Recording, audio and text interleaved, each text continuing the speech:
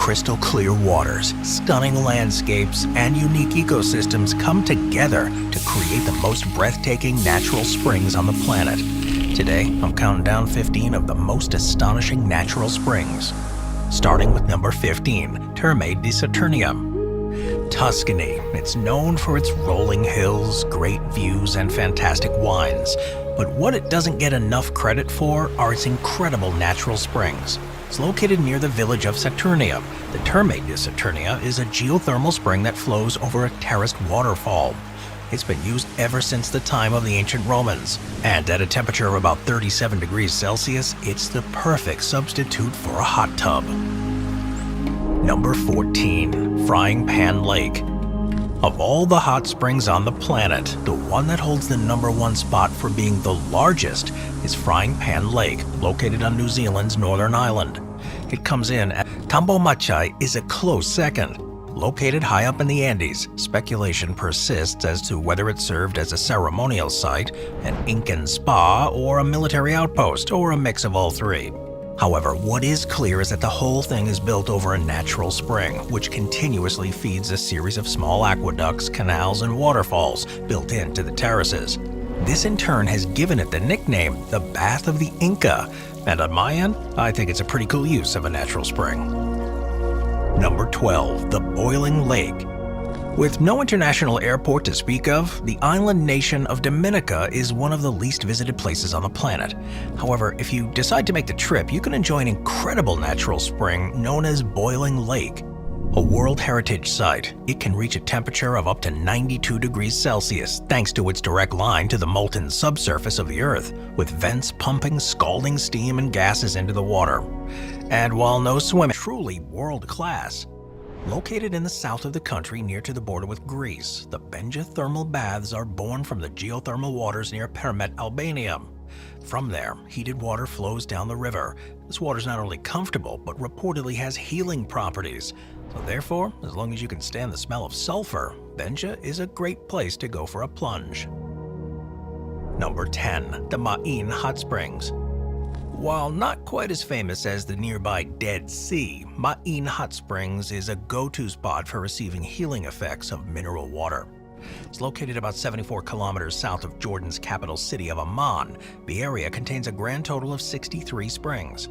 Surrounded by palm trees and dramatic travertine formations that were created thanks to the interaction between the spring water and the atmosphere, these springs are a lush canyon paradise in an otherwise dry desert. Now, while generally the water is hot, the temperature differs from spring to spring. However, the one kind of it being captured by the area's pools before eventually flowing over to the nearby Zarqa River. Now, in the not-too-distant past, access to these springs was unrestricted and free. It was a tradition for city dwellers to brave sketchy desert roads to get to the springs, where they would celebrate holidays with a day filled with soaking and picnicking. However, capitalism has gotten its hands on the site. Nowadays, a large percentage of the springs has been fenced off for guests of an upscale resort. However, for a fee of 15 Jordanian dinars, or about 21 US bucks, you can get to a public section. While it may be less than ideal to pay for something that was once a public good, the good news is that the fee is definitely worth it. Once inside the springs, you can enjoy one of several terraced pools located against the cliffside, with all of them being continuously filled by waterfalls and springs. In a way, this is a continuation of something that's been happening for a millennium. After all, there are a grand total of 109 references to these springs in the Bible. However, the reality is that its super round pools were not carved by human hands, but instead made with sedimentary rock. More specifically, mineral water from the 17 hot springs located nearby caused the travertine to form. This in turn created layers upon layers of beautiful white pools. Nicknamed the Cotton Castle in Turkish, it's achieved international recognition for its picturesque white pools with hot 35 degrees Celsius water. But beyond this fame, it's also got a strong cultural and historical significance. The earliest archaeological evidence available suggests that the Phrygians built a temple near Pamukkale sometime after the first half of the 7th century BC. Then, in the 2nd century BC, Pamukkale was really put on the map after the Seleucid Empire founded the city of Hierapolis nearby. This was done in order to facilitate access to the thermal spa, and throughout the reign of Emperor Antiochus the Great, thousands of Jewish families are said to have set up shop here. In fact, at Hierapolis' height, they had a populated important center for the Catholic Church. However, the late Middle Ages were not kind to the area. After all, Hierapolis faced multiple invasions between both Persian and Crusader armies, and in the 1300s it was ultimately abandoned. While neighboring Pamukkale was left mostly alone for quite some time, it soon too began to face new challenges. Throughout the 1900s, the area became heavily commercialized. Hotels began to be built at the top of the site, and both neglect and commercial development soon threatened to seriously damage the pools. Thankfully though, both Pamukkale and the ruins of Hierapolis were designated as a joint UNESCO World Heritage Site in 1988, leading to a lot more regulation and conservation. Thanks to the protections afforded by these increased standards, it is still possible to visit Pamukkale today and swim inside its pools, making it a great travel destination for those who love the intersection of history, nature, and beauty. Number 8. Manatee Springs. Because of this, that Manatee Springs became a reality. Located in northwestern Florida, the area was found by American naturalist William Bartram in 1774. When he first saw it, he named it the Manatee Springs because he saw a manatee that had passed away on the shore. However, the happy reality is that nowadays almost all of the manatees there are very much alive. The reason why Manatee Springs is such a manatee hotbed is not due just to its warm water, but also to its resources. After all, the river bottom is covered in grassy kelp, which is a manatee's favorite dish, while its sheltered status inland also protects it from any natural threats. It's because of this place's special status as a manatee haven that the springs were designated as a state park in 1971. To date though, swimming here is allowed during the summer but prohibited in the winter to allow the manatees space and shelter. While this may sound like a bit of a bummer, you'll be happy to know that kayaking is allowed all year round. Since manatees tend to be anything but shy, they're known to swim up years ago, and allegedly the park's picnic area was the site of an old Timucuan village. This site was ideal because the Suwannee River provided both fresh water and access to trade and transportation routes. However, when the Spaniards arrived in the 1500s, they quickly succumbed to European disease, and by 1700 both disease and slave trades had caused their population to decrease from 200,000 people to just 1,000. Today, while there are some people who may have Timucuan ancestry, the tribe has unfortunately been wiped out. Moving on to number 7, the Grand Prismatic Spring. Of all the springs on this list, the most vibrant and the most colorful is undoubtedly the Grand Prismatic Springs. As the name suggests, it's both grand and prismatic, located in the middle of Yellowstone National Park. Its diameter of 110 meters, depth of 50 meters, and a flow rate of over 2,100 liters of 70 degrees Celsius water per minute makes it the third largest hot spring in the world. It also operates as a cloud of vapor over the spring. This water is also cooler or hotter depending on where it's located, and it seems that this also affects the water color. After all, while colorless and yellow microorganisms grow in the hottest water, all the other colors tend to grow in cooler water. When you get to the center, things get so hot that the pool becomes sterile, meaning that the deep blue color at the center is in fact the intrinsic blue color of the water. Now, while indigenous people had known about the spring for thousands of years, the first Americans to find the spot ventured into the area in 1839. In that year, trappers in the area reported seeing a boiling lake with colorful water. However, it wasn't until 1870 that it was examined in detail. The 1870 discovery was made by the Langford-Doan-Washburn expedition. This was expanded on by notes made during the Hayden expedition in 1871. In 1872, the area was officially turned into a natural park, and soon a steady streak of tourists flowed into the area. It's also worth mentioning that despite the hot water, if you want to visit the Grand Prismatic Spring yourself, I'd suggest booking a trip to Yellowstone and taking a hike up to this incredible site. Number 6, the Kapisha Hot Springs. The jungles of Africa are known to be some of the most biodiverse places on the continent, and it's due to their density and size that colonizers often had a difficult time traveling in them. However, against all odds, there exists a British colonial estate deep within the Zambian bush that's home to a serene set of hot springs. Now, the springs themselves are incredible, completely natural. They're all very well maintained, making them a perfect place to sit and relax. Best of all, a retaining wall keeps the naturally heated reservoir at a perfect temperature, while also keeping curious crocodiles at bay. But the grounds themselves are also very notable. The story goes that in 1914 the land was bought by a colonial boundary commissioner, Sir Stewart Gore Brown, who after stumbling across the springs deemed it picturesque enough to create the estate of his dream pair. It wasn't until their son Charlie and his wife Jo rescued the estate in 1999, and since then they've restored the house and estate to its former grandeur. Best of all, if you get a little bored there and you're looking for some adventure, lodge owners Jo and Charlie can fix you up with some activities. These include whitewater rafting down nearby the river or hiking the incredible Shiwa Valley. If you're into history, like me, you can even visit the estate's lake. After all, it's here that British adventurer David Livingstone lost his dog due to a crocodile. And it's said that this is also a place where he completed his final writing before his passing. Now, if you'd like to visit here, do keep in mind that it's pretty remote. It's located at the northeast of Zambia. It's about a 12-hour drive from the capital city of Lusaka. As such, it's advisable to travel by bus until you get to the town of Mpika, where you can then grab a taxi to take you to this rainforest paradise. Number 5. Jigokudani Monkey Park.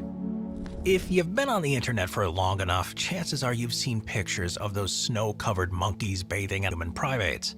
However, holding this distinction also means it's quite cold, and so in the 1960s, the monkeys took a risk by testing out the waters of the hot springs.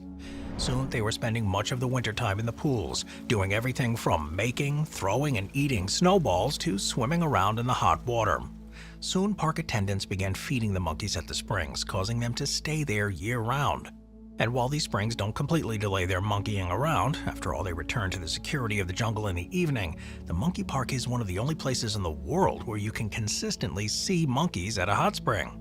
It's also worth mentioning that there are scientific reasons behind the monkeys' decision to stick around here. You see, Japanese macaque monkeys have high levels of glucocorticoids when it's cold outside. In plain English, this causes stress. However, when the monkeys dive into the water, this stress decreases. Best of all, the presence of humans doesn't seem to increase their stress. As a result, scientists have deemed it acceptable to allow hundreds of spectators to watch these monkeys. Wouldn't suggest coming there.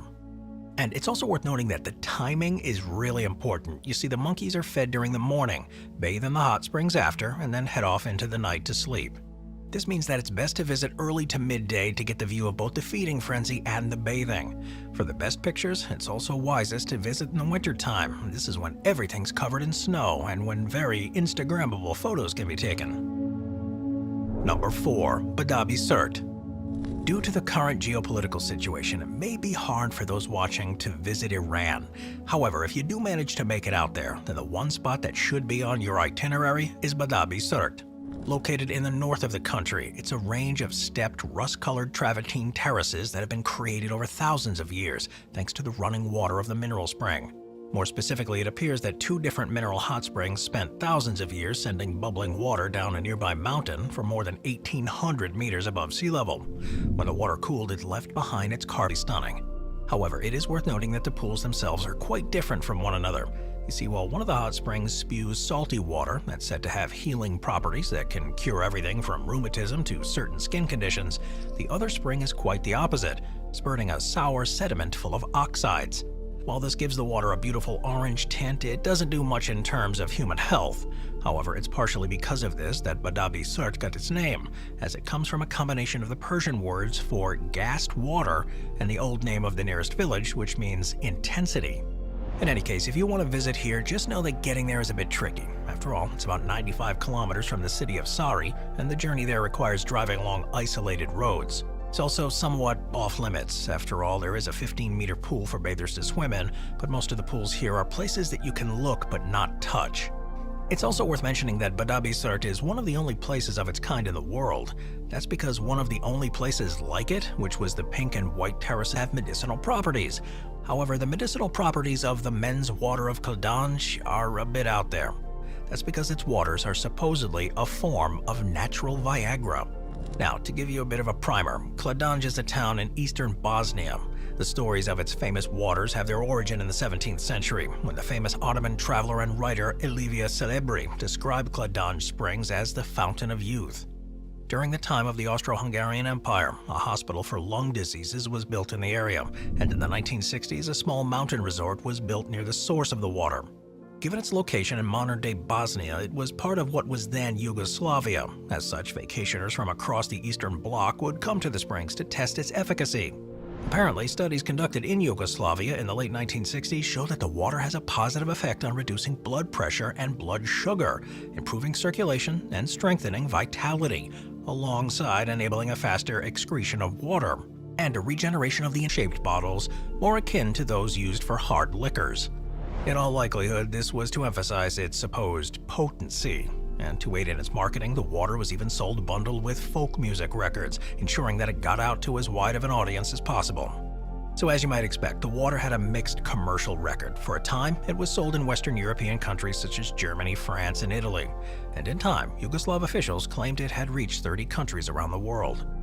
However, the export brand failed miserably, as it had to be withdrawn from the foreign market because it was found to be full of bacteria. Well, despite this, it became popular in Yugoslavia, with some wives buying it for their husbands' birthdays instead of cologne. Nowadays, the men's waters of Kladanj have become a popular tourist spot. To get there, your best bet is to either drive by car, or if you don't want to brave the mountain roads, pay a local in the nearby village of Kladanj to give you a lift. Thankfully, a good portion of the younger generation there speaks English, while a good portion of the older speaks Russian, meaning that so long as you speak one, have curative properties. Unsurprisingly, these incredible springs attracted the attention of powerful leaders. The first palace on the site was supposedly built by the short-reigning King Yu, who, strangely enough, was overthrown by his father-in-law and allied barbarians after he demoted his wife in favor of a concubine. From there, other leaders have taken up the torch, adding pools, gardens, and palaces over time. However, it was the Tang emperors Taizong and Xuanzong who did this the most liberally, turning the complex into the sprawling estate it is today. While the watching pools wouldn't attract more attention for some time, they suddenly rose to prominence during both the Chinese Civil War and World War II. You see, in 1936, Chiang Kai-shek, who was the nominal leader of China, had been resolutely focused on fighting communist factions for years. However, after Japanese troops invaded the Chinese area of Manchuria, Chiang's frustrated generals eventually compelled him to reach a truce with the communists in order to form a united front against Japan. So, in order to force his hand on where Chiang escaped from has been maintained as it was, with the bullets and broken windows still preserved and labeled.